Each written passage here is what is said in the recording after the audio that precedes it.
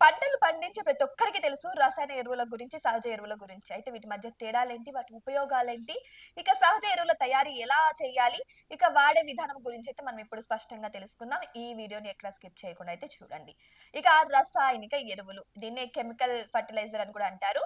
ఇక రాసాయనిక ఎరువులు అనేవి కర్మాగారాల్లో కృత్రిమంగా తయారు చేయబడినవి. అయితే ఇప్పుడు కాలంలో ఎక్కువగా వీటిని వాడుతున్నారు. వీటిలో మొక్కలకు అవసరమైన పోషకాలు అదే నత్రజని, భాస్వరం, పొటాషియం మొదలైనవి నిర్దిష్ట నిష్పత్తులు అయితే ఉంటాయి.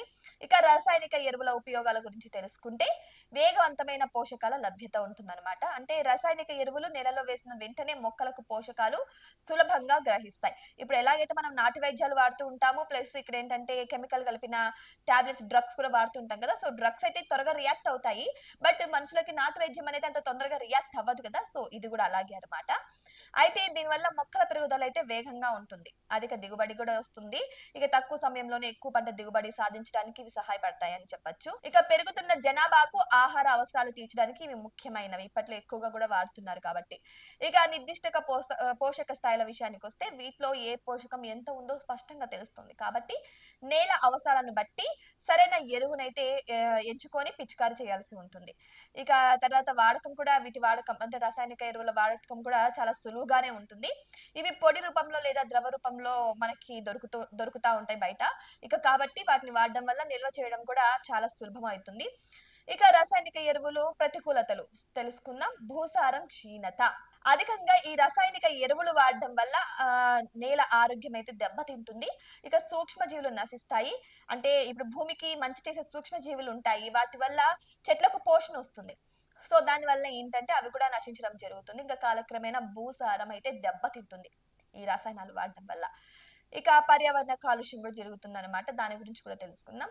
వర్షాలకు కొట్టుకుపోయిన భూగర్భ జలాలు, నదులు, చెరువులు కలుషితమయ్యే అవకాశం కూడా ఉంటుంది.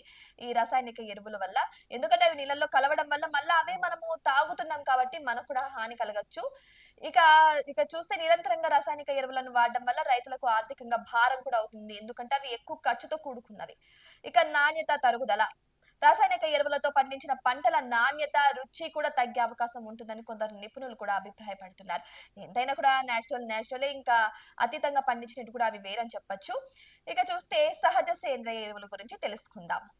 సహజ ఎరువులు అనేటివి పశువుల పేడ, కంపోస్టు, వర్మి కంపోస్టు, పచ్చి రొట్టె ఎరువులు, ఇక మొక్కల అవశేషాలు వంటి సహజ పదార్థాల నుంచి అయితే మనం తయారు చేసుకొని మొక్కలకు వాడడం జరుగుతుంది.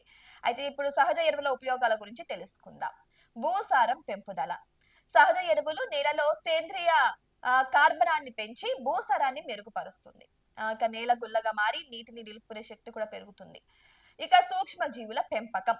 ఇవి నేలలోని సూక్ష్మ జీవులకు ఆహారాన్ని అందించి వాటి సంఖ్యను పెంచుతాయి. ఈ సూక్ష్మ జీవుల పోషకాలను మొక్కలకు అందుబాటులో కూడా తెస్తాయన్నమాట. సో దాని వల్ల ఏంటంటే భూమి సారవంతంగా అవుతుంది. మొక్కలు కూడా ఆరోగ్యంగా పెరుగుతాయి. భూమికి ఏది కావాలో ఈ ఇదనేది అందిస్తుందన్నమాట. ఇక పోషకాల సమతుల్యత. సహజ ఎరువులు అన్ని రకాల పోషకాలను నెమ్మదిగా విడుదల చేసి మొక్కలకు దీర్ఘకాలికంగా అందుబాటులో ఉంచుతాయి. ఇక పర్యావరణ హితం కూడా.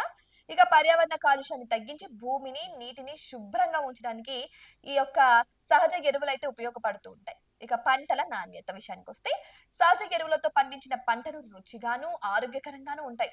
నిజంగా ఈ విషయం చాలా మంది నమ్ముతారు. ఇక ఎందుకంటే ఇది మనం సొంతంగా తయారు చేసుకుంటాం కాబట్టి ఖర్చు కూడా తక్కువ.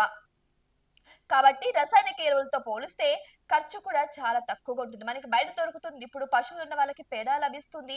ఆల్రెడీ కొన్ని మొక్కలేసింటాం. వాటి వల్ల కూడా ఎరువులు అంటే వాటిని పూడ్చి గుంట మాదిరి చేసి దాంట్లో నిల్వ చేసి కూడా వాడుకుంటూ ఉంటారు ఈ సహజ ఎరువులని. సో, ఇలా కూడా మనం ఇప్పుడు ఫర్ ఎగ్జాంపుల్ చెప్తున్నా మనం ఇప్పుడు తింటున్నాము. తిన్న మెతుకులు కావచ్చు, లేకపోతే ఏదైతే వేస్ట్ పదార్థం ఉంటుందో మనం వాడేసినది ఇట్లా ఫుడ్ విషయంలో, వాటిని కూడా ఇక్కడ భూమిలోకి పాతిపెట్టి దాన్ని బర్న్ చేసేసి అయితే సహజ ఎరువుగా మనం వాడుకోవచ్చనమాట. ఇక సహజ ఎరువుల తయారీ విధానం కూడా మనం క్లారిటీగా తెలుసుకుందాం ఇప్పుడు. సహజ ఎరువులను ఇంట్లోనే లేదా పొలంలో సులభంగా తయారు చేసుకోవచ్చు. అంటే కొన్ని ముఖ్యమైన సహజ ఎరువులు వాటి తయారీ విధానం కూడా మనం తెలుసుకుందాం. ఫస్ట్‌దొచ్చేసి కంపోస్ట్ ఎరువు. ఇది వివిధ రకాల వ్యర్థాల నుంచి తయారు చేసే ఎరువు. అంటే ఎలా అంటే పొలంలో లేదా ఇంటి వద్ద ఒక గొయ్యి తవ్వి అందులో వ్యవసాయ వ్యర్థాలు అంటే వరిగడ్డి గాని, మొక్కజొన్న కాడలు గాని, చెత్త ఆకులు గాని వీటన్నిటిని వీటన్నిటిని పశువుల పేడ మరియు కూరగాయల వ్యర్థాలు అదే మనం కట్ చేసేసింటాం కదా! ఇప్పుడు మనం వంట చేస్తుంటాము. కట్ చేసి వేస్తాం దాని తొడిమెలు అవన్నీ ఉంటాయి కదా! అవి అన్నమాట కూరగాయల వ్యర్థాలు.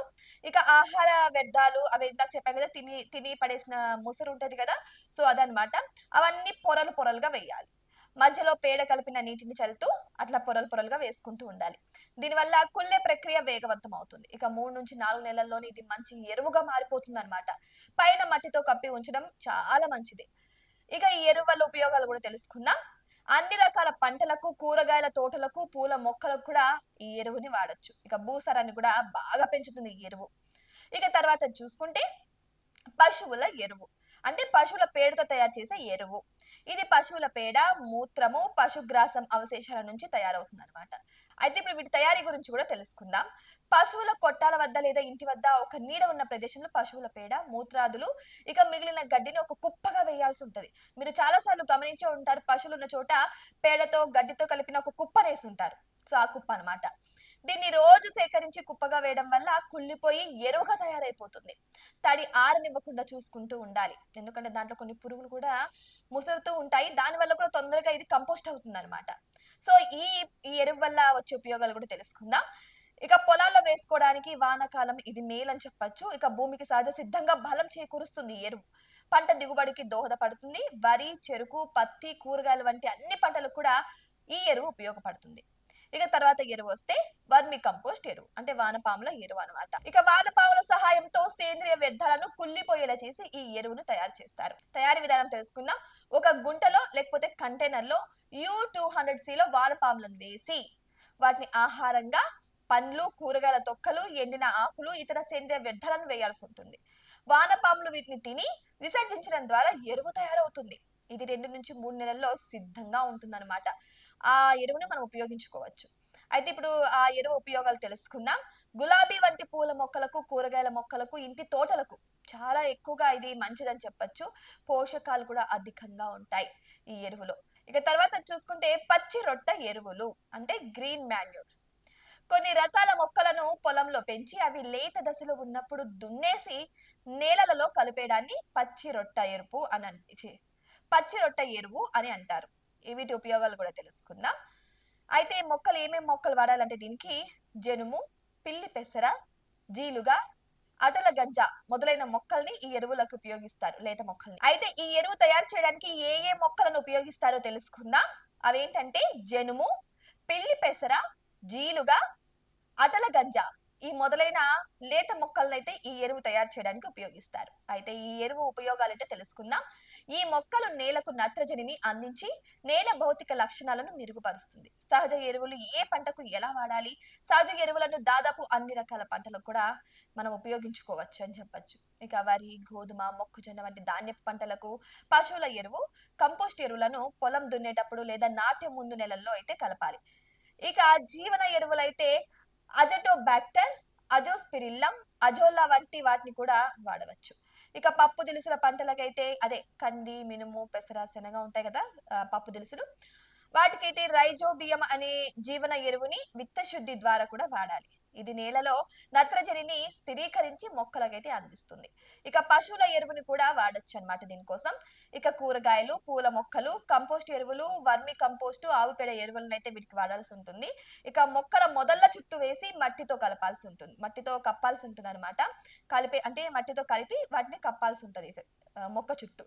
ఇక ద్రవ ఎరువులను అంటే నీటిలో కలిపిన పేడ లేదా కంపోస్ట్ అన్నమాట మొక్కలకు పోయాల్సి ఉంటుంది. పిచికారి చేయాల్సి ఉంటుంది. ఇది మొక్కల పెరుగుదలకు మంచి దిగుబడికి కూడా సహాయపడుతుంది. ఇక పండ్ల తోటలకు పశువుల ఎరువైతే ఉపయోగపడుతుంది బాగా. కంపోస్ట్ ఎరువులను కూడా చెట్ల మొదళ్ళ చుట్టూ వేసి నీరు పెట్టినా కూడా చక్కగా పండుతాయి పంటలు. ఇక సహజ ఎరువుల వాడకం వల్ల అదనపు ప్రయోజనాలున్నాయి. ఇక నేలలోని పోషకాలను సమతుల్యంగా ఉంచుతుంది. నీటిని ఆదా చేస్తుంది. ఎందుకంటే సేంద్రియ పదార్థాలు నేలలో తేమనైతే నింపుకుంటాయి. ఇక మొక్కలకు వ్యాధి నిరోధక శక్తిని కూడా పెంచుతాయి అన్నమాట ఇవి. ఇక పంటలకు మంచి నాణ్యతను కూడా రుచిని కూడా అందిస్తాయి. ఇక దీర్ఘకాలికంగా భూమిని సారవంతంగా ఉంచుతుంది. మనం ఎన్నిసార్లు దుక్కి దున్ని చేసుకున్నా ఆ భూమి కూడా మనకి మంచిగా సపోర్ట్ చేస్తుంది అన్నమాట. ఇంకా సాంప్రదాయ వ్యవసాయ పద్ధతుల నుంచి సేంద్రియ వ్యవసాయ పద్ధతులకు కూడా మారడం వల్ల మొదట్లో దిగుబడి కొద్దిగా తగ్గినప్పటికీ ఇక తర్వాత తర్వాత బాగా భూమి సారవంతంగా అయిపోయి పంటల నాణ్యత పెంచుతుందన్నమాట. దానివల్ల ఏంటంటే మనకి చక్కగా ఆరోగ్యకరమైన, రుచికరమైన పంట మన చేతికొస్తుంది. అయితే చూసారు కదా ఇప్పుడు, ఈ రసాయన ఎరువులు వాడడం అనేది ఇప్పుడు ఒక మనిషిని ఎగ్జాంపుల్ తీసుకుంటే, మనకి డ్రగ్స్ వల్ల తొందరగానే క్యూర్ అయితుంది మన రోగాలనేటివి. సో, దానివల్ల ఏంటంటే ఇంకా ఫ్యూచర్‌లో దెబ్బతింటాయి. డ్రగ్స్ ఎక్కువ తీసుకోవడం వల్ల మన లివర్ దెబ్బతినడం, ఇలా చిన్న చిన్నగా ఒకటి తర్వాత ఒకటి, ఒకటి తర్వాత ఒకటి బయటకొస్తూనే ఉంటుంది. అప్పటికప్పుడు బాగుపడతాం.